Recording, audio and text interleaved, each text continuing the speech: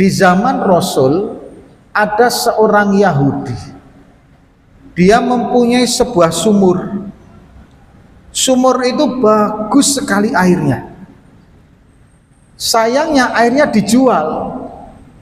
Sehingga hadirin, banyak orang Islam yang mau mengambil air itu merasa keberatan karena harus membelinya.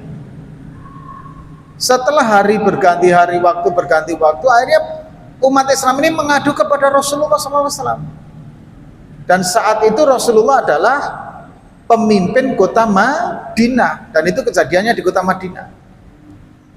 Ketika mendengar keluhan orang Islam itu, apakah kemudian Rasul akan langsung mengerahkan pasukan merebut sumur itu, Pak? Enggak. Ini tindakan Rasul luar biasa sekali. Beliau menawarkan kepada para sahabatnya siapa yang mau membeli sumur itu. Akhirnya hadirin yang dirahmati oleh Allah, muncullah kesanggupan dari Sayyidina Utsman bin Affan radhiyallahu anhu. Kata beliau, saya siap membelinya ya Rasul untuk berkhidmat kepada umat manusia dari sumur tadi. Akhirnya hadirin, Sayyidina Utsman radhiyallahu anhu menemui Yahudi tadi, negolah tentang harga sumur.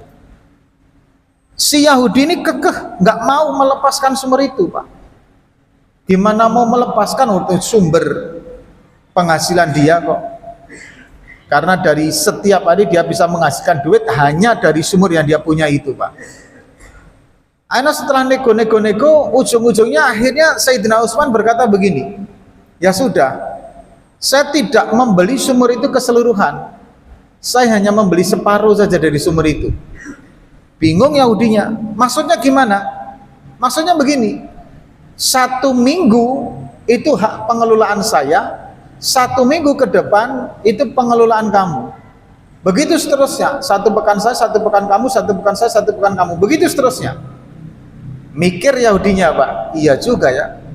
Sudahlah sumur ini saya jual dapat duit, seminggu kemudian saya dapat duit lagi, setiap minggu, setiap pekan saya dapat duit.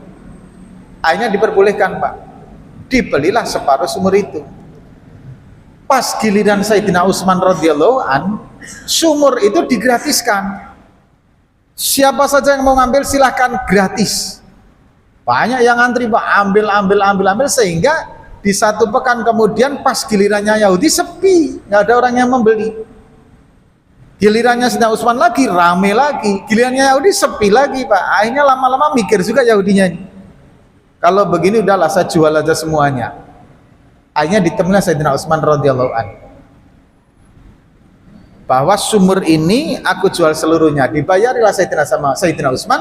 Sayyidina Utsman diwakafkan untuk kemaslahatan umat, dan alhamdulillah hadirin, sumur yang diwakafkan pada tahun 600 Masehi itu sampai sekarang 2024 sumur itu masih terus bermanfaat.